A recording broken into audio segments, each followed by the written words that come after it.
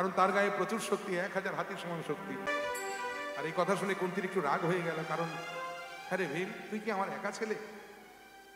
তোকে একা খাওয়া বা চারটেকে না খাইয়ে রাখবে, এই তোর বোধ, এই তোর বুদ্ধি? ছি ভীম, ছি ছি, জীবনে শুধু দিন দিন বড়ই হচ্ছিস আর খেতেই শিখছিস, তোর দ্বারা আর কিছু হলো না। আর কুন্তি যেই কথাটা বলে দিয়েছে না, ভীম খাওয়া ছেড়ে হাত ধুয়ে উঠে দাঁড়িয়ে পড়েছে। কুন্তি বলে, কি রে খেলি না? বলে, না আজকে আর খাবো না। কেন, রাগ করলি? না ওই যে তুমি বললে না যে আমি নাকি খাওয়া ছাড়া জীবনে আর কিছু শিখিনি। বলো মা, আমি তোমার জন্য কি করতে পারি? আমি তোমায় কথা দিচ্ছি না, তুমি আজ আমায় যা বলবে আমি তাই করব। তুমি চাইলে পৃথিবীর যে কোনো সম্পদ, যে কোনো সুখ আমি এই মুহূর্তে তোমার চরণ তলে নিয়ে এসে হাজির করবো। বলো তুমি কি চাও, আমি তোমার জন্য কি করতে পারি বলো। কুন্তি মনে মনে বলছে, ভীম রে, গায়ে তোর প্রচুর শক্তি বলে মনেও বড় অহংকার রে বাবা। এত অহংকার তো কারো ভালো নয় রে ভীম। আজ আমি মা হয়ে তোর অহংকারকে একটু ছোট করে দেবো। দাঁড়া, আমি যা চাইবো তুই আমায় তাই দিবি। তাহলে এমন কিছু চাইবো তা তুই 1000 চেষ্টা করলে এই মুহূর্তে আমায় দিতে পারবি না। কি সেটা? না, কুন্তি খুব ভালো করে জানেন যে একটু আগেই দ্বারকাপতি কৃষ্ণ পিসিমার চরণে প্রণাম করে বলে গেলেন, পিসিমা গো, সম্বন্ধে কুন্তি তো ভগবানের পিসিমা হন, তাই বলে গেলেন, পিসিমা গো, অনেকদিন তো তোমার কাছে হস্তিনাপুরে রইলাম, ওই দ্বারকায় আমার কিছু কাজ জমা পড়ে গেছে, তুমি আমায় কটা দিনের জন্য একটু বিদায় দাও। আমি দ্বারকার কাজকর্ম সেরে কথা দিলাম খুব তাড়াতাড়ি আবার তোমার কাছে ফিরে আসবো। তো কুন্তি জানেন এখনো বোধহয় কৃষ্ণ দ্বারকার প্রাসাদ অব্দি প্রবেশ করতে পারেনি। ভীমের সম্মুখে দাঁড়িয়ে বলেন, বাবা ভীম, যা চাও তাই দিবি? তাহলে হ্যাঁ মা, তুমি চেয়ে দেখো। তাহলে তাই যদি হয় বাবা, তাহলে এই মুহূর্তে এক্ষুনি আমার সম্মুখে কৃষ্ণ দর্শন করা। কুন্তি জানে এটা ভীম তাকে কিছুতেই দিতে পারবে না। আর এই কথা শুনে ভীম মনে মনে বললেন, মা তুমি জগতের সবচাইতে সহজ চাওয়াটা আমার কাছে চাইলে। কৃষ্ণ দর্শন করানো এমন কোনো ব্যাপার হলো? আমি তোমায় এক্ষুনি কৃষ্ণ দেখাচ্ছি, দাঁড়াও। এই বলে ভীম ঘরে ছুটে গিয়ে তার সেই আজীবন ওজনের গদাটাকে বার করে নিয়ে এলেন। আর সেই গদাটা এনে ভীম উঠানে দাঁড়িয়ে মাথার ওপরে গদাটা ঘুরিয়ে ওপর দিকে ছুড়ে দিলেন। গদাটা যখন নিচের দিকে পড়ছে, পতিত গদাটার নিচে ভীম নিজের মাথাটা রেখে চিৎকার করে ডাকলেন, মধুসূদন, মধুসূদন দেখা না, দেখা না,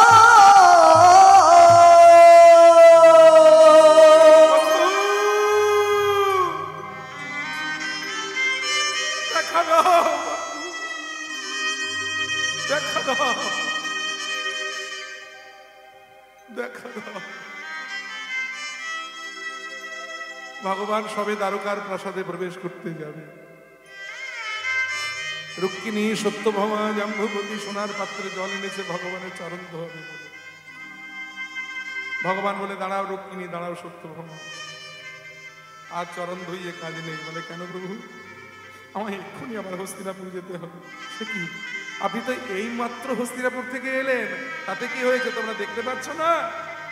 ওই চেয়ে দেখো, মধ্যম পাণ্ডব ভীম নিজের হাতে বিপদ সৃষ্টি করে আমার শরণাপন্ন হয়েছে। আমি যে বিপদ ভঞ্জন মধুসূদন, জগতের জীব যদি বিপদে পড়ে আমার শরণাপন্ন হয়, আমি কি দেখা না দিয়ে থাকতে পারি বলো?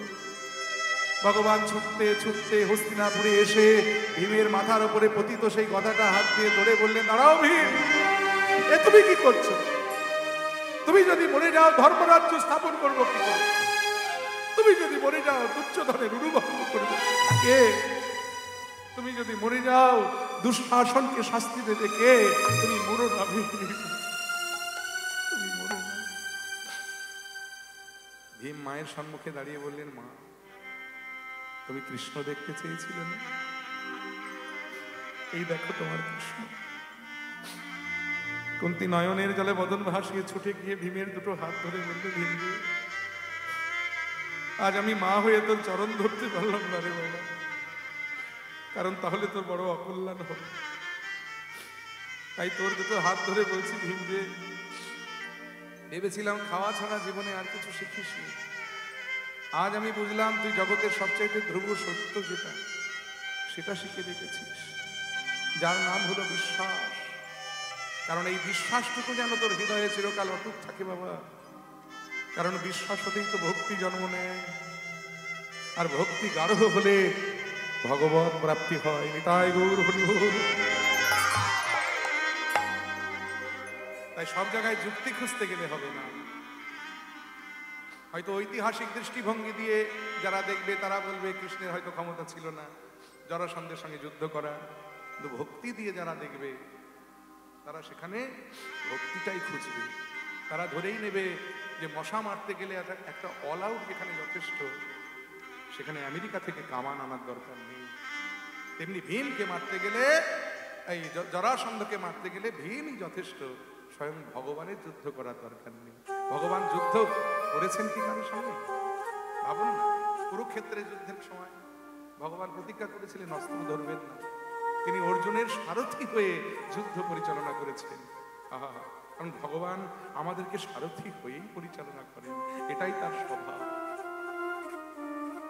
এটাই তার স্বভাব, এটাই তার চরিত্র। তিনি আমাদের প্রত্যেকের, তিনি যেমন অর্জুনের রথের সারথি, তেমনি প্রত্যেকটা জীবের এই দেহরূপী রথের সারথি হলেন আমার ভগবান। তাই গৌর হরি বল। তাই ভক্তি দিয়ে ভগবানকে মানতে হবে, যুক্তি দিয়ে। হরে কৃষ্ণ। যাই হোক, সেই জরাসন্ধ তো এখনো মরে নাই, তাহলে মথুরা এখনো সুরক্ষিত নয়। তাই নন্দরাজাকে ডেকে বললেন কৃষ্ণ যে পিতা, আপনি আমার বন্ধু বান্ধবদের নিয়ে বৃন্দাবনে ফিরে যান, কারণ এখন আর আমার বৃন্দাবনে ফেরা হবে না, কারণ মথুরা আজও সুরক্ষিত নয়। তাই যতদিন এই ভারতবর্ষের অসুস্থ রাজনীতি সুস্থ না হচ্ছে, ততদিন আমার আর মথুরায় ফেরা হবে না, আপনি ফিরে যান। এমন মায়ায় আচ্ছন্ন করে দিলেন যে মায়ার বশে, মায়ায় আচ্ছন্ন হয়ে নন্দরাজা কৃষ্ণের বন্ধুদের নিয়ে বৃন্দাবনে ফিরে এলেন। আর যেই বৃন্দাবনে ফিরে এলেন অমনি মায়া মুক্ত হয়ে গেলেন, কারণ বৃন্দাবনে মহামায়ার কোনো স্থান নাই, বৃন্দাবন হলো যোগমায়ার স্থান। অধিষ্ঠাত্রী দেবী বৃন্দাবনের, তিনি হলেন যোগমায়া, যাকে আশ্রয় করে ভগবান বৃন্দাবনে লীলা করেছেন। সেই মায়া মুক্ত হয়ে নন্দরাজা তখন বুঝতে পারলেন যে তিনি কি ভুল করেছেন। সেদিন থেকে নন্দরাজা কাঁদতে কাঁদতে যেন পাগল হয়ে গেলেন। নন্দ মহারাজ গোবিন্দ রাখি মধুপুরে, ব্রজবাসীর দাঁড়ে দাঁড়ে কেঁদে কেঁদে বলে, ওগো ব্রজবাসী তোমাদের ঘরে কি আমার গোপাল এসেছে? গজের অবধি ব্রজের নন্দ হয়ে গেল নিরানন্দ। যে অবধি ব্রজের নন্দ হয়ে গেল নিরানন্দ। বলি গোবিন্দ রাখিরা মধুপুরে গো, সে অবধি যত দুঃখ কহিলেন সহস্র দুঃখ। যে অবধি যত দুঃখ কহিলেন সহস্র মুখ। ওগো সে দুঃখ বরে নিতে শক্তি না রে, সে দুঃখ বরে নিতে শক্তি না রে। সে কি বলবার কথা, বলবার কথা, ব্রজবাসীর প্রাণে যত ব্যথা বলবার কথা, ব্রজবাসীর প্রাণে যত ব্যথা, রামকৃষ্ণ হারাইলে, ব্রজবাসীর প্রাণে যত রামকৃষ্ণ হারাইলে, ব্রজবাসীর প্রাণে যত রামকৃষ্ণ হারাইলে, ব্রজবাসীর প্রাণে যত ব্যথা, রামকৃষ্ণ হারাইলে, ব্রজবাসীর প্রাণে যত ব্যথা বলবার কথা।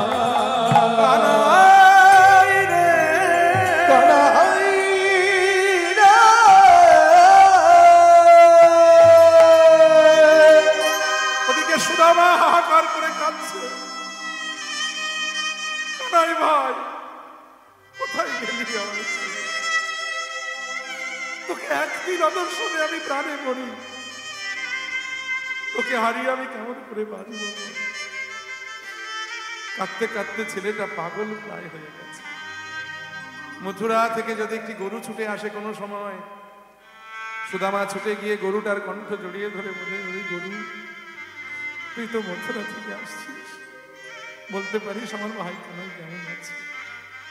সুদামার পিতা বটুক মহাশয় তিনি মনে মনে চিন্তা করলেন, এই ছেলেটা তো কৃষ্ণ বলে কেঁদে কেঁদে পাগল হয়ে যাবে, মরে যাবে।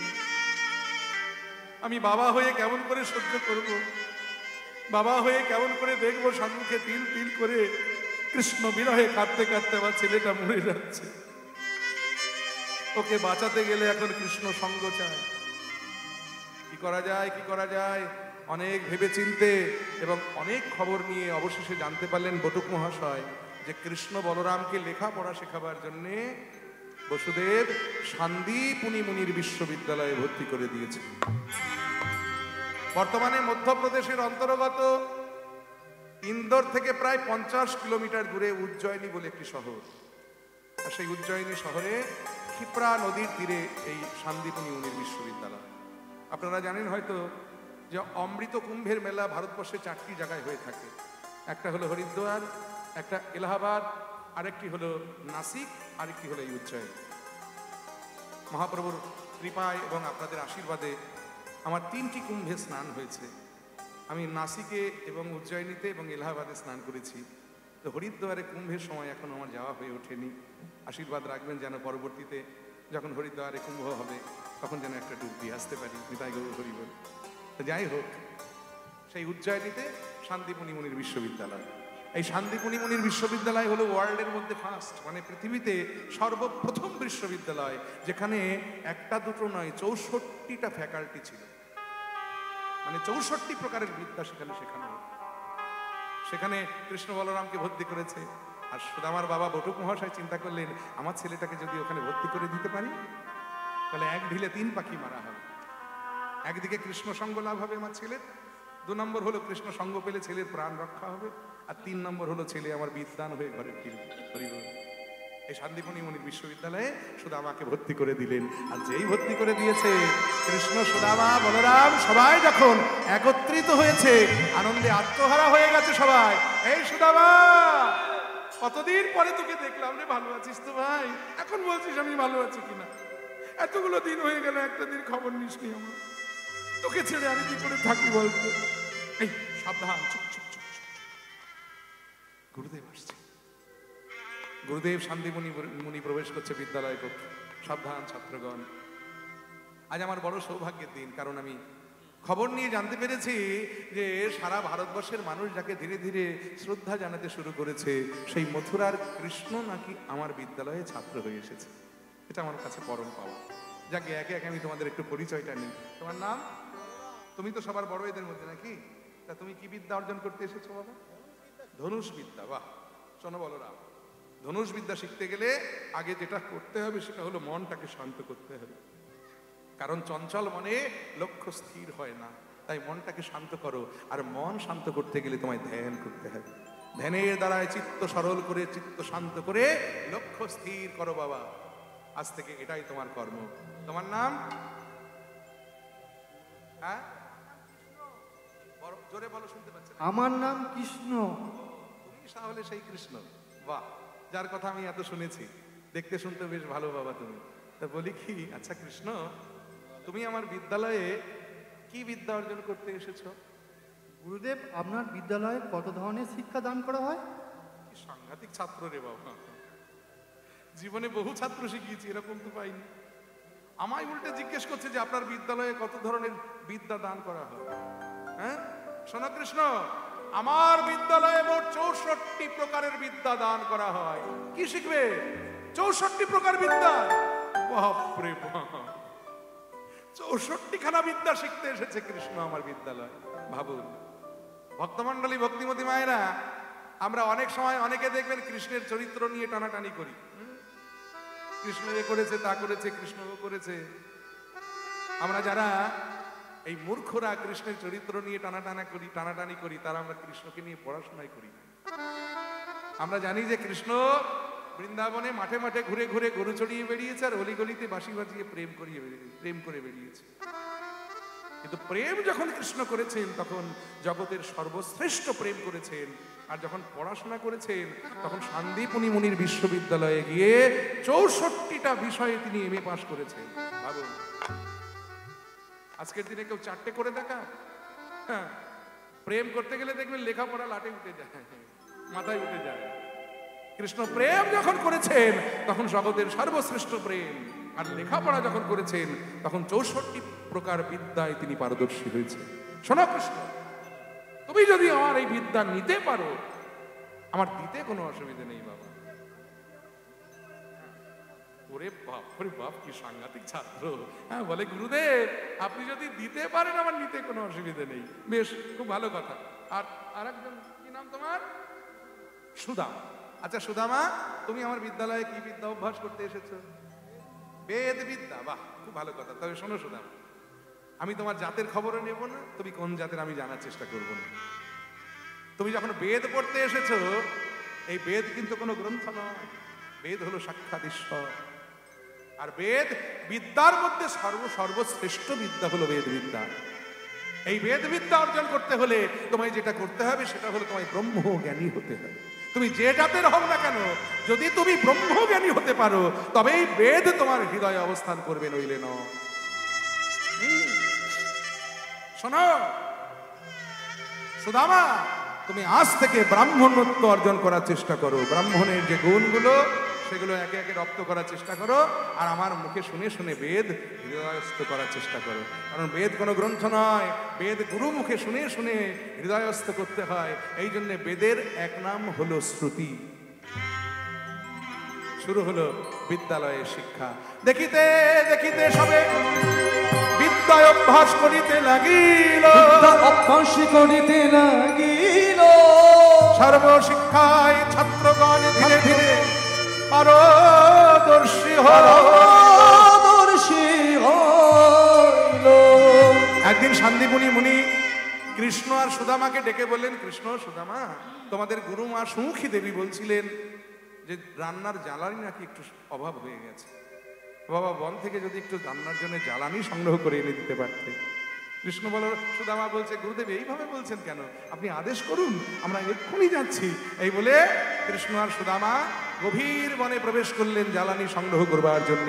আর যেই বনে এসে প্রবেশ করলেন, হেনকালে হইল কথা ঝড় ভয়ঙ্কর, চারিদিকে ব্যাপিল ঘোর অন্ধকার। কৃষ্ণ সুদামা, কৃষ্ণ সুদামা। এমন ঝড় বৃষ্টি শুরু হয়ে গেল যে এক হাত দূরের কিছু দৃষ্টিগোচর হচ্ছে না, এমন মুষলধারে বৃষ্টি হচ্ছে, সেই সঙ্গে বড় বড় শিল। সুদামা বেগতিক দেখে একটা বৃক্ষের নিচে কৃষ্ণকে জড়িয়ে ধরে এমন ভাবে দাঁড়িয়ে থাকলেন, এমন আষ্টে পৃষ্ঠে জড়িয়ে ধরে রাখলেন যে বৃষ্টির ফোঁটা শিলের আঘাত সুদামার অঙ্গে লাগছে, কিন্তু কৃষ্ণের অঙ্গে এক ফোঁটা বৃষ্টির আঘাতও লাগতে দিলেন না, শিলের আঘাতও লাগতে দিলেন না। অনেক পরে যখন ঝড় বৃষ্টি থেমে গেল, সারা বন অন্ধকারচ্ছন্ন হয়ে গেছে। তাই অন্ধকারের মধ্যে আর কোথায় যাবে কৃষ্ণ সুদামা? ওই বৃক্ষের নিচেই বসে পড়লেন এবং কৃষ্ণ সুদামার কোলে মাথা রেখে ধীরে ধীরে নিশ্চিন্তে কখন যেন ঘুমিয়েও পড়েছেন। আর সুদামা সারাটা রাত্রি ধরে জেগে বসে থেকে কৃষ্ণকে পাহারা দিচ্ছেন। সকাল হতে না হতেই শান্তিপুনি মুনি বনে এসে উপস্থিত। সুদামা, কৃষ্ণ, এ কি, আপনি আবার কেন কষ্ট করে আসতে গেলেন গুরুদেব? আসবো না, তোমরা আমার শিষ্য, আর শিষ্য হলো পুত্র সম। গতকাল তোমাদেরকে বনে পাঠিয়ে ঝড় জল যেই শুরু হলো, সারাটি রাত্রি আমি আর তোমাদের গুরুমা দু চোখের পাতা এক জায়গায় করতে পারিনি বাবা। তাই তো সকাল হতে না হতে ছুটে এসেছি। তোমরা সব ভালো আছো তো? ঠিকঠাক আছো তো? কোনো ক্ষতি হয় নাই তো তোমাদের? না না গুরুদেব, ক্ষতি হবে কি? সুদামা আমায় এমন ভাবে আষ্টে পৃষ্ঠে জড়িয়ে ধরেছিলেন যে কোনো বৃষ্টির আঘাত, শিলের আঘাত আমার অঙ্গে লাগতে দেয়নি, জানেন গুরুদেব। সারাটা রাত্রি আমি সুদামার কোলে মাথা রেখে নিশ্চিন্তে ঘুমিয়েছি, আর সুদামা সারা রাত্রি জেগে বসে আমাকে পাহারা দিয়েছে। শান্তিপুনি মুনি বললেন, কৃষ্ণ, এই সুদামা হলো তোমার প্রকৃত বন্ধু। কারণ বন্ধু চেনা যায় চারটি সময়ে। কোন কোন সময়? সুখের দিনে এবং বিপদের দিনে, আর একটা হলো রাজোদ্বারে, আর এক হলো রাষ্ট্র বিপ্লব। মানে সুখের দিনে যেমন বন্ধু সঙ্গে থাকে, তেমনি বন্ধু যখন বিপদে পড়বে তখনও যেন বন্ধু বন্ধু সঙ্গ না ছাড়ে, তবেই সে হবে প্রকৃত বন্ধু। আর হলো রাজোদ্বার, মানে যখন কোনো অফিস আদালতে কাজ করবে তখনও যেন বন্ধু বন্ধুর সঙ্গ না ছাড়ে। আর একটা হলো রাষ্ট্র বিপ্লব, মানে যখন দেশে রাজনৈতিক অস্থিরতা শুরু হবে তখনও যেন বন্ধু বন্ধুর সঙ্গ না ছাড়ে। কিন্তু ভারতবর্ষের অসুস্থ রাজনীতি বন্ধু বন্ধুর মধ্যে বিভেদ সৃষ্টি করে দেয়। আরে বাবা, রাজনীতি থাকবে ভোটের ঘরে, বন্ধুত্বের মধ্যে কেন রাজনীতি? কিন্তু ভারতবর্ষের অসুস্থ রাজনীতি আজ বন্ধু বন্ধুর মধ্যে প্রাচীর তুলে দিচ্ছে, তাদের মধ্যে সম্পর্ক নষ্ট করে দিচ্ছে। তাই 4টি সময়ে বন্ধু চেনা যায়। তাই শান্তিমণি মুনি বললেন, কৃষ্ণ এই সুদামা হলো তোমার প্রকৃত বন্ধু, এই সুদামাকে যেন কোনোদিন তুমি ভুলে যেও না। চলো সবাই ঘরে ফিরে চলো।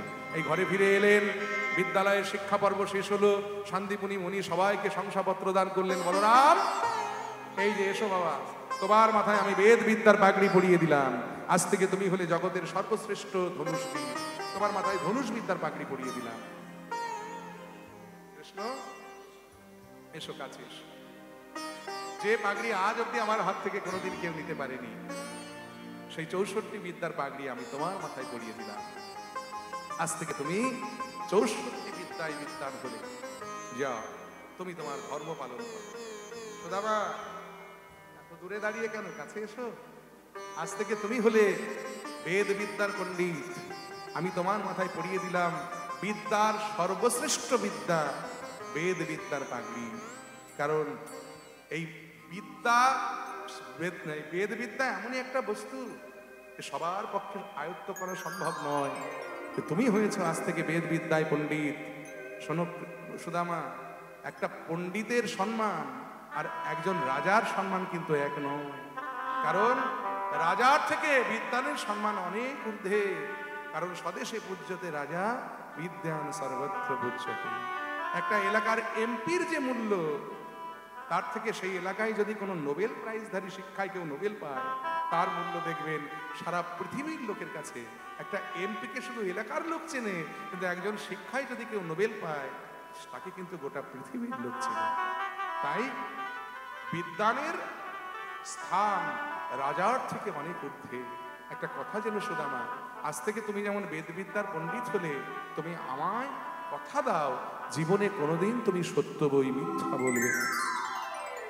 কারণ যেদিন তুমি মিথ্যার আশ্রয় নেবে, সেদিন থেকে এই বেদ তোমার হৃদয়ে আর অবস্থান করবে না। যাও। গুরুদেবের চরণে প্রণাম করে সুদামা গুরুদেবের চরণ ধরে কথা দিলেন, গুরুদেব আমি আপনাকে কথা দিচ্ছি, যতদিনেই পৃথিবীর বুকে আমি থাকবো, আমি কোনোদিন সত্য বই মিথ্যা বলবো না। সবাই বাড়িতে ফিরে এলেন। সুদামার বাবা বটুক মহাশয় পাড়ায় পাড়ায় ঘুরে ঘুরে চিৎকার করে বলছে, আয় মশাই, আমার ছেলের মতো ছেলে এই জগতে কজন আছে বলুন? কৃষ্ণ বলরাম বাদ দিলে আমার ছেলের মতো ছেলে আছে? শান্তিমণি মুনির বিশ্ববিদ্যালয় থেকে একেবারে বেদ বিদ্যার পাগড়ি মাথায় নিয়ে আমার ছেলে বিদ্যান হয়ে ফিরে এসেছে। এর একটা ভালো ছেলের জন্য একটা ভালো মেয়ে দরকার তো, নাকি? বিয়ে দেবো, ছেলে বয়স হচ্ছে, বিয়ে দিতে হবে না? একটা ভালো মেয়ে দেখুন। পাশের গ্রামে খবর নিয়ে দেখা গেল সুশীলা নামেতে কন্যা রূপে গুণে সম, সুশীলা নামেতে কন্যা রূপে গুণে সম, গুণে ছিল তারে অতি নিরূপম, ছিল তারে অতি নিরূপম। শুভদিনে শুভক্ষণে বিবাহ হইল, শুভদিনে শুভক্ষণে বিবাহ হইল। প্রতিবেশীর মনে আনন্দ বাড়িল, প্রতিবেশীর মনে আনন্দ বাড়িল। উলধ্বনি শঙ্খধ্বনি করে নারীগণ, উলধ্বনি শঙ্খধ্বনি করে নারীগণ। হরি হরি বলে যত ভক্তগণ, হরি হরি হরি বলে যত ভক্তগণ। আনন্দ ধরে না, আনন্দ ধরে না, সুদামার বিবাহেতে আনন্দ ধরে না, সুদামার বিবাহেতে আনন্দ ধরে না। বিয়ে বাড়িতে আনন্দ তো হবে, এত আনন্দ বিয়ে বাড়িতে, কিন্তু সেই আনন্দ বেশি দিন চিরস্থায়ী হলো না। কারণ কিছুদিন যেতে না যেতেই সুদামার একে একে পিতৃ মাতৃ বিয়োগ হয়ে গেল।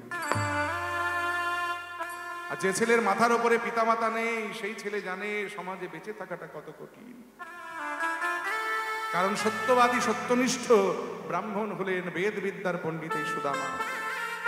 গুরুদেবের চরণ স্পর্শ করে কথা দিয়ে এসেছে, গুরুদেব জীবনে কোনোদিন সত্য বই মিথ্যা বলবো না। আর সেই ছেলে আজকে সংসার জীবনে প্রবেশ করে বুঝতে পেরেছেন যে এই সংসারে টিকে থাকতে গেলে পদে পদে মিথ্যার আশ্রয় নিতে হবে। সুদামার স্ত্রী সুশীলা দেবী তিনিও সারা জীবন শিব ঠাকুরের মাথায় জল ঢেলে প্রার্থনা করে এসেছেন যে হে শিব ঠাকুর, আমার সঙ্গে যার তুমি বিবাহ দেবে, আমার যিনি স্বামী হবেন তার অট্টালিকা না থাক, ধন সম্পদ না থাক, সে যেন চির সত্যবাদী হয়। শিব ঠাকুর কথাও শুনেছে, সুদামার মতো সত্যনিষ্ঠ ব্রাহ্মণের সঙ্গে সুশীলার বিবাহ হয়েছে। কিন্তু সংসার জীবনে প্রবেশ করে সুদামা বুঝতে পারলেন যে কত ধানে কত চাল। মাথার উপরে এতদিন পিতৃদেব বটের ছায়ার মতো ছিল, সে যখন চলে গেলেন সুদামা ওই সমাজের প্রতিকূলতায় পড়ে ধীরে ধীরে পিতৃ সম্পদ যা কিছু ছিল হারাতে হারাতে পথের ধারে এসে ঠেকেছে।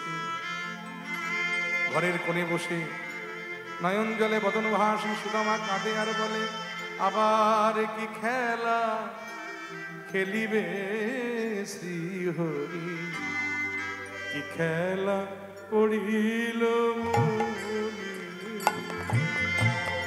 আবার কি খেলা খেলিবে শ্রীহরি, কি খেলা পড়িল মনে।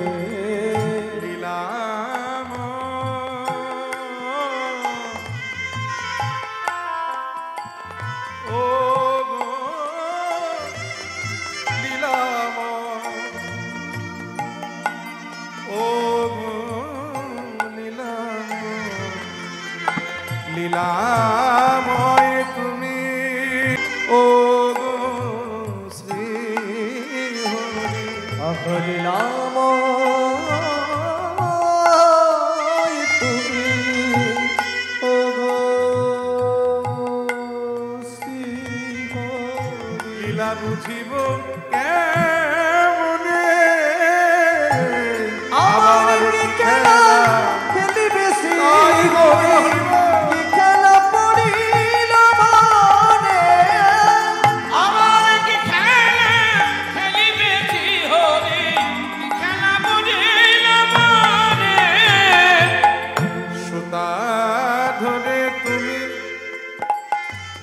তুমি নাচা পুতুল, সুতা ধরে তুমি নাচাও পুতুল। কেউ হাসে আর কেউ কাঁদিয়া, কেউ হাসিয়া কেউ কাঁদিয়া, নদীর ভেঙে কুল গড়ায়ে কুল ভাঙায়া কুল গড়ায়ে কুল।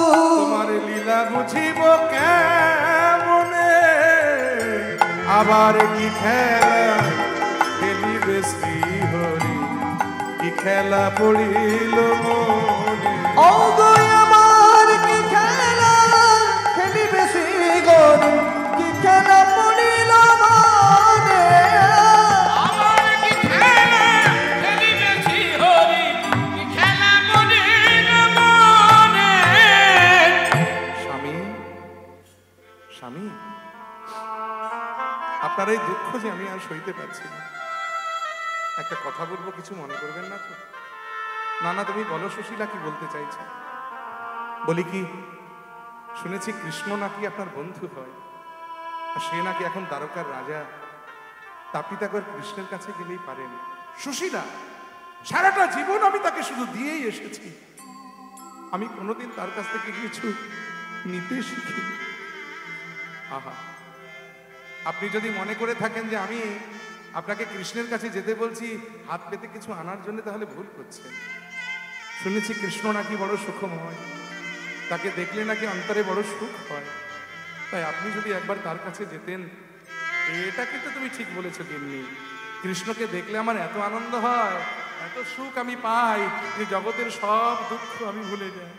তবে গিন্নি, বন্ধু যদি বন্ধুর বাড়িতে প্রত্যেকদিন যাতায়াত করে, মাঝে মাঝে যাতায়াত করে, হাতে করে কিছু না নিয়ে গেলেও চলে, কিন্তু বন্ধু যদি বন্ধুর বাড়িতে অনেক দিন পরে একবার যায়, সে কি খালি হাতে যেতে পারে? আমার ঘরে তো এমন কিছু নাই যা নিয়ে আমি কৃষ্ণের বাড়িতে যাব।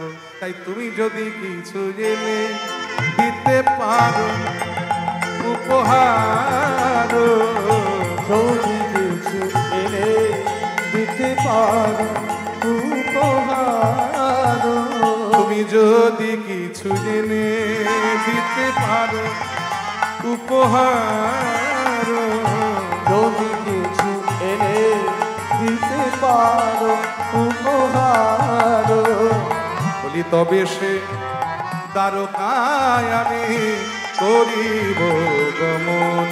অঙ্গ তবে সে দ্বারকায় আমি করিব গমন।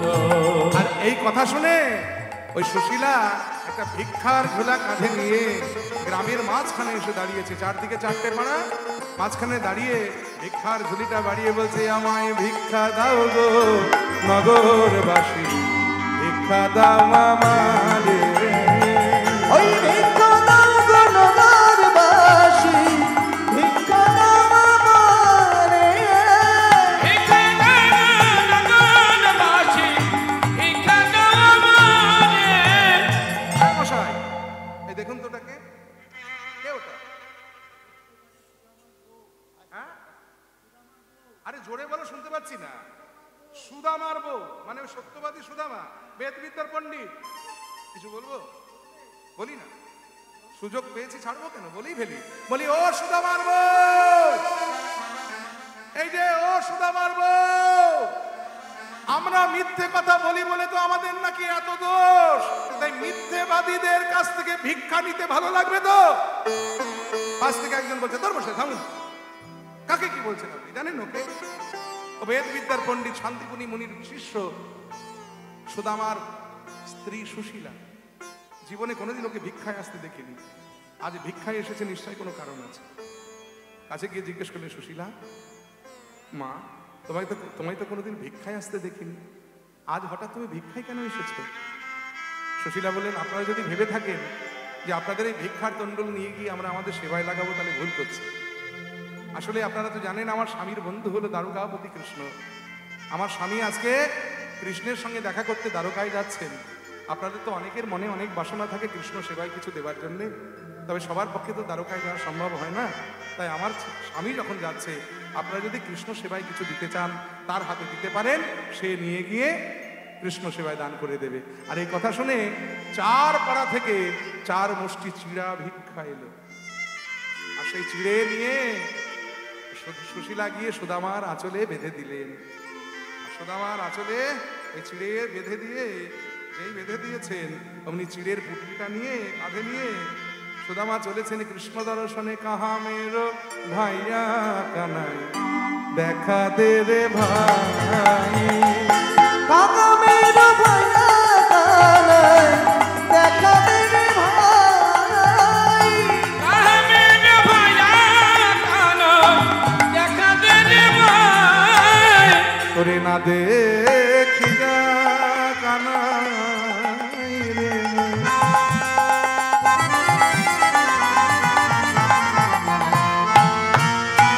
তোরে না দেখি যা কানাই রে মোর, পরাণ বিদরিয়া যা।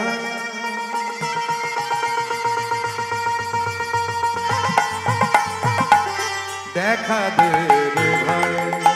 অঙ্গ কাহা মেরো ভাইয়া কানাই, দেখা দে রে ভাই। কাহমের ভাইয়া কানাই, দেখা দে রে ভাই। কানাই দেখিব রে তোর মুখের হাসি,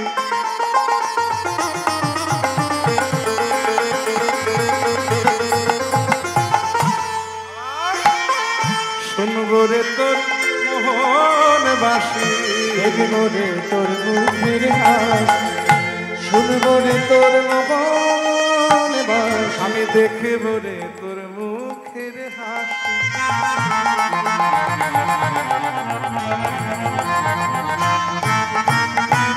আবার শুনব রে তোর মোহন বাসি।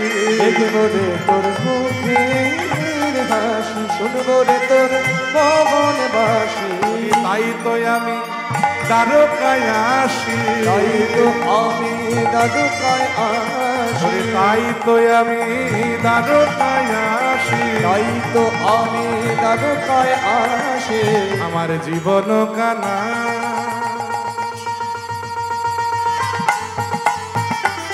দেখা দে রে ভাই,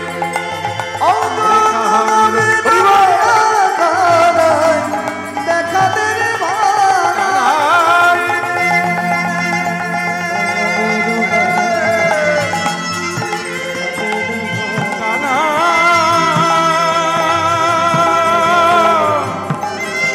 কানাই রে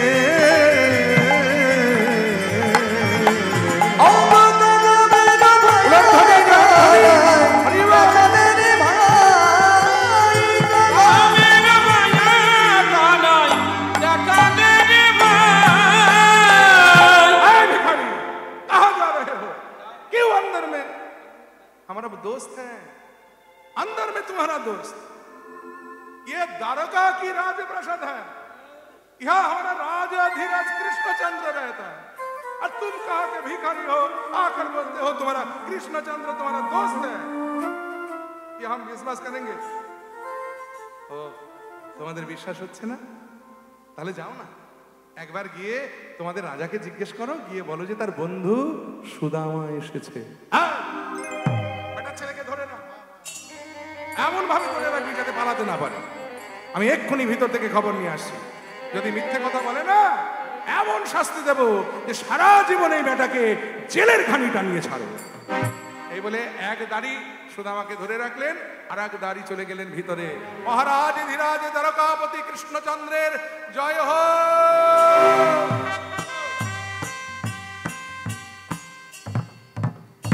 কি সংবাদ এনেছো দাড়ি? মহারাজ, দ্বারকায় তো আজকাল টেকা বড় দায় হয়ে পড়েছে, বড্ড ভিখারির উৎপাত হয়ে গেছে। বলে কেন? জানেন তো ভিখারিরা আজকাল আবার নতুন নতুন ফন্দি বার করছে। এক ভিখারি এসে বলে কিনা সে নাকি আপনার বন্ধু হয়, ভিখারি কিনা আপনার বন্ধু, এটা আমাদের মেনে নিতে হবে। শোনো দাঁড়ি, কপাল গুণে আজ আমি রাজা হয়েছি, হয়তো কপাল দোষে আমার কোনো বন্ধু ভিখারি হয়েছে, তাই ভিখারি বলে কাউকে অবজ্ঞা করতে নেই। আচ্ছা, ছেলেবেলা থেকে আমার যতগুলো বন্ধু আজ অব্দি আছে, আমার প্রত্যেকটা বন্ধুর কথা মনে আছে, প্রত্যেকটা বন্ধুর নামও আমার মনে আছে। যে এসে আমার বন্ধুত্বের পরিচয় দিয়েছে সে কি তার নামটা বলেছে? হ্যাঁ হ্যাঁ বলেছে, কি যেন বলছিল, সুদামা। সুদামা, সুদামা এসেছে, সুদামা এসেছে আমার সঙ্গে দেখা করতে। কনক পর্যন্তে কৃষ্ণ বসিয়া যে ছিল, এই কনক পর্যন্তে কৃষ্ণ বসিয়া যে ছিল, কৃষ্ণ বসিয়া যে ছিল। আমার নাম শুনে ভাইয়া চলিল, ওই সুদামার নাম শুনে ভাইয়া চলিল, সুদামার নাম শুনে ভাইয়া চলিল। সুদামা রে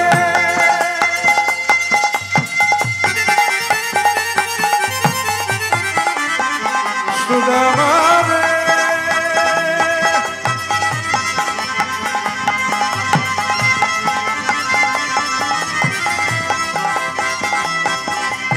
আনন্দ ধরে না, আনন্দ ধরে না, আনন্দ ধরে না, আনন্দ ধরে না। সুদামার দেখা পেয়ে আনন্দ ধরে না, সুদামার নাম শুনে আনন্দ ধরে না। সুদামারে পেয়ে কৃষ্ণের আনন্দ ধরে না, সুদামারে পেয়ে বলি আনন্দ আর ধরে না গো, সুদামারে পেয়ে কৃষ্ণের ধরে না গো, সুদামারে পেয়ে কৃষ্ণের আনন্দ আর ধরে না গো, সুদামারে পেয়ে কৃষ্ণের আনন্দ আর ধরে না গো, সুদামারে কেবা আনন্দ ধরে না। এই সুদামা কতদিন পরে তোকে দেখলাম রে, এতদিনে আমার কথা তোর মনে পড়লো,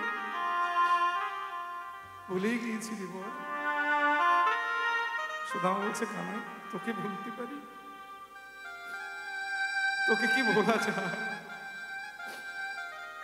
আয় আয় আয় আয় ভিতরে আয়, ভিতরে আয়। সুদামার হাতটা ধরে কৃষ্ণচন্দ্র অন্দর মহলে প্রবেশ করে যে সিংহাসনে মহারাজ ধীরাজ কৃষ্ণ বসেন, সেই সিংহাসনের উপরে সুদামাকে বসিয়ে দিলেন। রুক্মিণী সত্যভামা ভগবান বলেন যাও শীঘ্র জল নিয়ে এসো, আমার বন্ধু সুদামা এসেছে। তারা জল এনে দিলেন সোনার পাত্রে। ভগবান নিজের হাতে সুদামার চরণ ধৌত করছে। চরণামৃতটা নিয়ে যখনই পান করতে যাবে, এমন সময় সুদামা হাতটা চেপে ধরেছে। কানাই, কি করছিস? আমি না তোর বন্ধু। ভগবান বলে, সুদামারে তুই তো আমার বন্ধু বটেই, কিন্তু তার আগে আজকে তুই আমার অতিথি, আর অতিথি হলো নারায়ণ। তাকে সেবা করা যে আমার ধর্ম, তাই আমার ধর্মটা আমায় পালন করতে দে। সেবার আয়োজন হলো। দুই বন্ধু কতদিন পরে পাশাপাশি বসে সেবা পেলেন। সেবা অন্তে যে কক্ষে যে শয্যায় স্বয়ং ভগবান শয়ন করেন, সেই শয্যার উপরে সুদামাকে শয়ন দিয়েছে। আর সুদামার চরণ তলে বসে বসে কৃষ্ণ সুদামার চরণ সেবা করছে। সুদামা কানাইকে বাধা দিয়ে বলে, কানাই এইবারে কিন্তু বড্ড বাড়াবাড়ি করছিস। আমি না তোর বন্ধু হই। ভগবান বলে, সুদামারে তুই তো আমার বন্ধু বটে, আর তুই আমার বন্ধু বলেই তো আমি তোর চরণটা সেবা করছি। কারণ কত দূর থেকে তুই পায়ে হেঁটে এসেছিস আমার সঙ্গে দেখা করতে। তোর পায়ে কত আঘাত লেগেছে। আমি একটু চরণটা সেবা করে দিয়ে তোর তো একটু আরাম হবে নাকি? তুই চুপটি করে শুয়ে থাক, কথা বলি। এমন সময় সুদামা দেখলেন কৃষ্ণের চরণের তলায় একটা কাঁটা ফুটে আছে। অবাক হলেন সুদামা। কৃষ্ণ হলো দ্বারকার রাজা, সে খালি পায়েও হাঁটে না, আর বনে বাদারেও ঘুরে ঘুরে বেড়ায় না। তাহলে কাঁটা কোত্থেকে তার পায়ে লাগলো? রুক্মিণী সত্যভামা বললেন, জানেন তো, আমরা ওই প্রশ্নটা করেছিলাম আপনার বন্ধুকে, যে আপনার পায়ে কাঁটা কোত্থেকে ফুটলো। তখন আপনার বন্ধু বলল যে আমার বন্ধু সুদামা আসছে কত দূর থেকে আমার সঙ্গে দেখা করতে পায়ে হেঁটে। বন জঙ্গলের পথ ধরে আসতে গিয়ে তার পায়ে কাঁটা ফুটেছে, যাতে তার হাঁটতে কষ্ট না হয়, তাই তার পায়ের কাঁটাটা আমি নিজের পায়ে গ্রহণ করেছি। সুদামা বলছে, কানাই তুই কি রে, এমনি করে তুই আমার তোর ভালোবাসার কাছে আমাকে রিলি করেছিস।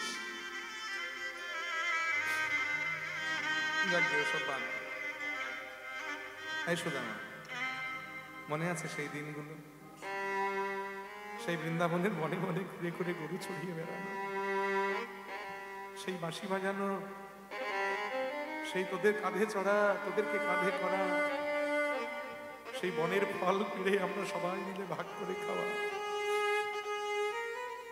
মনে পড়ে? সুদামা বলছে, কানাই সে কি ভোলার রে? সেই স্মৃতিগুলো নিয়েই তো এতদিন ধরে বেঁচে আছে। সুদামা, সেই গুরুদেবের আশ্রমের কথা মনে আছে তো? গুরুদেব শান্তিপুনি মুনি আমাদের কত স্নেহ করতেন, কত ভালোবেসে আমাদেরকে পড়াতেন। তারপরে গুরুমা, তার কথা তো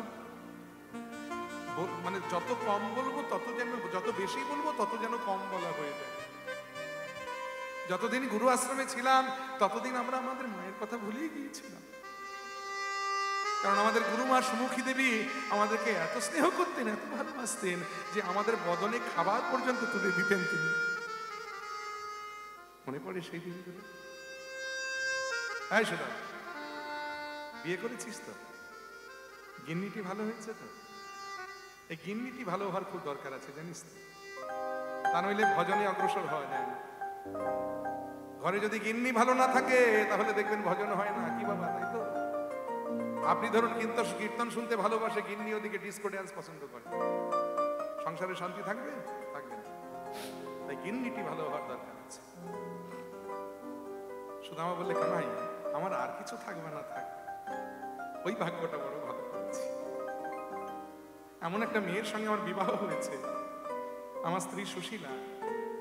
সারা জীবন শিব ঠাকুরের মাথায় জল ঢেলে প্রার্থনা করেছে, হে শিব ঠাকুর, আমার যে স্বামী হবে তার অট্টালিকা না থাক, তার ধন সম্পদ না থাক, সে যেন সত্যবাদী হয়। আর জানিস তো, এই যে আজকে তোর কাছে এসেছি, এর জন্য আমার কৃতিত্ব কিছু নেই, সবটাই আমার স্ত্রী সুশীলার কৃতিত্ব। সেই তো আমাকে জোর করে তোর কাছে পাঠিয়েছে। ও তাহলে তুই নিজের ইচ্ছেতে আসিসনি, তোর গিন্নির কথায় তুই আমার সঙ্গে দেখা করতে এসেছিস। যদি কোনোদিন তোর গিন্নির সঙ্গে আমার দেখা হয় না, আমি সেদিন তাকে একটা প্রণাম করে বলবো যে আপনি অন্তত বন্ধুত্বের মর্যাদাটা দিতে জানেন, এই সুদামা জানেন। রাগ করিস না কেন, কি করবো বল? পিতামাতা নেই মাথার উপরে, আমি জীবনে কোনোদিন সত্য বই মিথ্যা বলতে পারি না। বিদ্যালয়ে ছাত্ররা আসে যৎকিঞ্চিৎ যা দেয়, সেই পয়সাতে কোনো রকম আমার সংসারটা চলে। তাই ইচ্ছে থাকলেও আমি তোর কাছে আসতে পারি না। যাক, আমার গিন্নির জন্য অন্তত আজ তোর দেখাটা আমি পেয়েছি। কানাই বলছে, সুদামা এতদিন পরে আমার কাছে এলি, আমার জন্য কিছু আনিস না? ওসব থাক না কেন, এই থাকবে কি? তুই হলি বেদ বিদ্যার পণ্ডিত, আমার ভুল হতে পারে, তোর তো ভুল হবার নয়। তুই একজন পণ্ডিত মানুষ, তোর তো এগুলো ভুল হবে না। এতদিন পরে তুই আমার সঙ্গে দেখা করতে এসেছিস, আমার জন্য কিছু আনিস নাই? কানাই, আবার কেন আমায় কষ্ট দিচ্ছিস? ওসব থাক না। আসলে সুদামা চিন্তা করছে যে কৃষ্ণ এখন দ্বারকার রাজা হয়েছে, কত ভালো ভালো লোকের বাড়িতে তার নিমন্ত্রণ হয়, কত ভালো মন্দ খায়, আর আমি ভিক্ষে করেই 4 মুষ্টি চিড়ে আমার সুশীলা আমাকে এনে দিয়েছে। এই চিড়েগুলো আমি কি করে কৃষ্ণকে দেব? তাই চিড়ের পুটলিটা সুদামা বার করতে পারছে না আর কৃষ্ণের সামনে, তা বগল দাবা করে লুকিয়ে রেখে দিয়েছে। ভগবান চিন্তা করলেন এই বেটার সঙ্গে এইভাবে করলে হবে না, এর সঙ্গে চালাকি করতে হবে, কারণ ও তো চালাকির চও জানে না, আর আমি তো রাজা হয়েছি। অতএব এই রাজকার্য পরিচালনা করতে গেলে এই ছলনা আমাকে শিখতে হয়েছে। 64 বিদ্যার মধ্যে এটা একটা বিদ্যা। অতএব আমি ছলনা করতেই পারি। ও তো বেদবিদ্যার পণ্ডিত, সহজ সরল মানে সত্যনিষ্ঠ ব্রাহ্মণ, ও তো সব কিছু বোঝে না। তোকে চালাকি করেই ওকে ওর কাছ থেকে ওইটা বার করতে হবে। এই বলে ভগবান বলে, এটা আচ্ছা ঠিক আছে ঠিক আছে, ছাড়, কি আনলি না আনলি আর তাতে আমার কি যায় আসে? এতদিন পরে তুই এসেছিস, এটাই আমার কাছে অনেক। যে যাকে এতদিন পরে আমার কাছে এলি, ভালো করে তো একটু কোলাকুলি দেওয়া হয় না, আলিঙ্গনই দেওয়া হয় না, এটা আলিঙ্গন দিবি না? এই বলে কৃষ্ণ যেই হাতটা বাড়িয়ে দিয়েছে, আর সরল সোজা মনের ছেলে সুদামা, তার তো মনে অত পেঁয়াজ ঘুরছে না, সে তখন ভুলে গেছে তার বগলের নিচে চিড়ের পুটলিটা লুকোনো আছে। সেও কানাইকে ওই আলিঙ্গন দেবে বলে যেই হাতটা বাড়িয়ে দিয়েছে, অমনি চিড়ের পুটলিটা বেরিয়ে গেছে।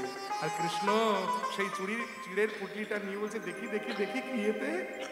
বলে চিড়ের পুটলিটা খুলে বলছে, সুদামা আমার জন্য চিড়ে এনেছিস?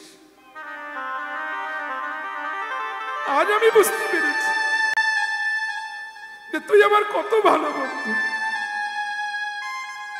যেদিন থেকে আমি রাজা হয়েছি, সেদিন থেকে বড় বড় লোকের বাড়িতে আমার নেমন্তন্ন হয়, কত ভালো মন্দ উপাদেয় দ্রব্য আমায় সেবা দেয়, ওসব খেতে খেতে আমার মুখটা নষ্ট হয়ে গেছে। আর আমার মুখের স্বাদ ফেরানোর জন্য তুই এবার চিড়ে এনেছিস। কারণ সারাদিন যদি কেউ মিষ্টি খায়, রসগোল্লা, সীতাভোগ, রাজভোগ খায়, সন্ধ্যেবেলায় তাকে যদি 1 মুঠ চানাচুর দেওয়া যায়, কত ভালো লাগে বলুন তো? তেমনি কানাই বলছে, ও সমস্ত খেয়ে খেয়ে মুখটা নষ্ট হয়ে গেছে, আর আমার মুখের স্বাদ ফেরাবার জন্যে তুই আমার জন্য চিড়ে এনেছিস। আবার শুকনো চিড়ে খেতে আমার কষ্ট হবে বলে তুই চিড়েটা ভিজিয়ে এনেছিস। সুদামা বলছে, কানাই রে, আমি অত শত ভেবে তোর জন্য চিড়াই আনি নাই, এই চিড়া ভিক্ষা করে দিয়েছিল আমার স্ত্রী সুশীলা।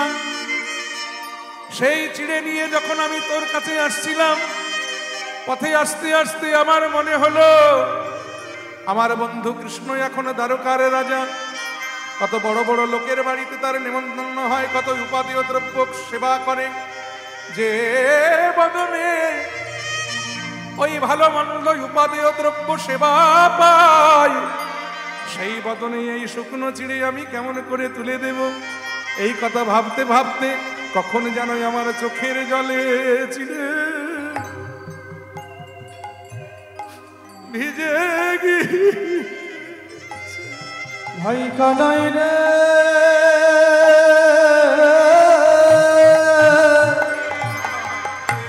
চোখের জলে ছিঁড়ে ভিজে গিয়েছে। আমি কেমন করে তুলে দেব বদনে রে, আমার চোখের জলে চিড়ে ভিজে গিয়েছে। আমি কেমন করে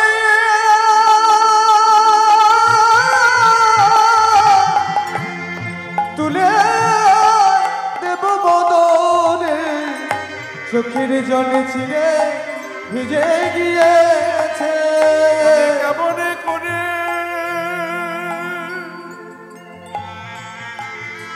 কানাই রে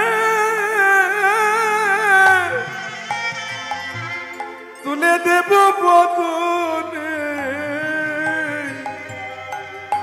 আমার চোখের জলে চিড়ে ভিজে গিয়েছে। আমি কেমন করে তাই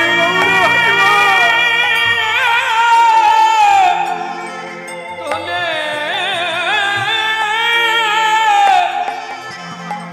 দেব বদনে,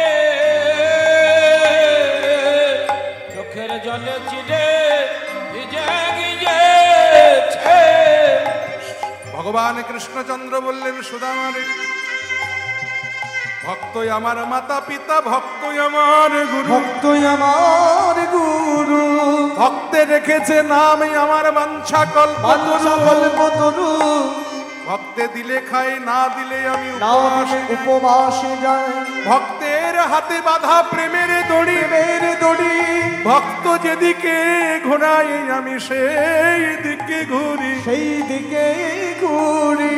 এই বলে ভগবান এক মুষ্টি চিড়া নিয়ে যেমনই বদনে দিয়েছে, আহা কতদিন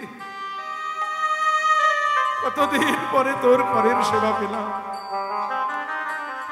আর এক মুষ্টি নিয়ে যে এই বদনে দিতে যাবে, সঙ্গে সঙ্গে রুক্মিণী মা হাত চেপে ধরেছে, দাঁড়ান প্রভু, আর খাবেন না আপনি। এক মুষ্টি বদনে দিয়েছেন, তাতেই লক্ষ্মী সমর্পিত হয়ে গেছে।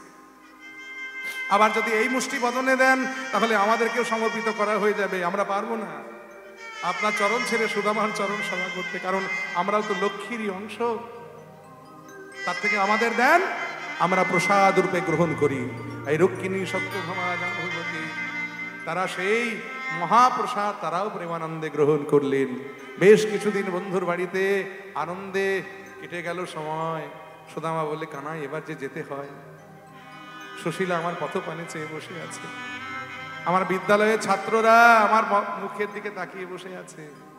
এবার আমায় বিদায় দে, চলে যাবি সুদামা। বেশ, ভালো থাকিস সুদামা, তুইও ভালো থাকিস কানাই, ভালো থাকিস।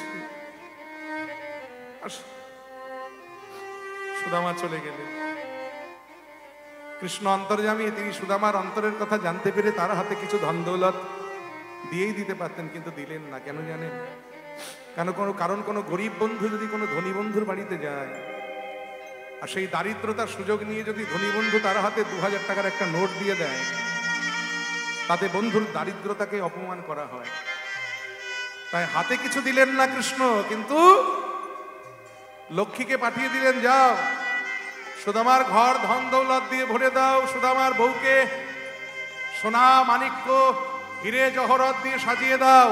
আর বিশ্বকর্মাকে পাঠিয়ে বললেন, যাও সুদামার বাড়িটা রাজপ্রাসাদ বানিয়ে দাও, আর সুদামাকে ওই পরগনার রাজা করে দাও। সুদামা বাড়ি ফিরে এলেন, চিনতে পারছে না তার বাড়িটা। সুশীলাকে দেখে বলে, কি তোমার এই অবস্থা কেন? বলে, সবই আপনার বন্ধুর কারসাজি। আপনি চলে গেলেন, আর আপনার বন্ধু কোত্থেকে বিশ্বকর্মাকে পাঠিয়ে দিয়ে এই দেখুন বাড়িটা রাজবাড়ি বানিয়ে দিয়েছে, মা লক্ষ্মীকে পাঠিয়ে দিয়ে ধন দৌলত দিয়ে ঘর ভরে দিয়েছে, আমায় রাজরানী সাজিয়ে দিয়েছে, আর আপনাকে এই পরগনার রাজা করে দিয়েছে। সুদামা বলছে, কানাই তোর এই জন্যে সবাই বলে তোকে চতুরের শিরোমণি। আমি তোর কাছে গেলাম, তুই আমায় কিছু দিলি না, আর তলায় তলায় তুই আমাকে এই পরগনার রাজা করে দিয়েছিস। ওরে কানাই, আমি তো রাজা হতে চাই না রে, আমি সারাটা জীবন তোর বন্ধু হয়ে থাকতে চাই।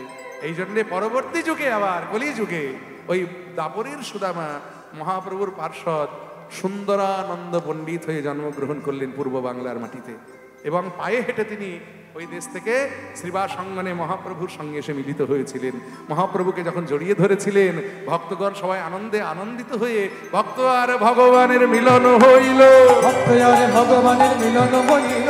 প্রেমানন্দে সবাই মিলে হরি হরি বল, ভজনিতাই গৌরাধে শ্যাম, হরে কৃষ্ণ হরে রাম, নিতাই গৌরাধে শ্যাম, হরে কৃষ্ণ হরে রাম, নিতাই গৌরাধে শ্যাম, হরে কৃষ্ণ হরে রাম, নিতাই গৌর সীতানাথ প্রেমানন্দে হরি হরি বল। রাধে শ্যাম রাধা রানী কি, মহাপ্রভু কি।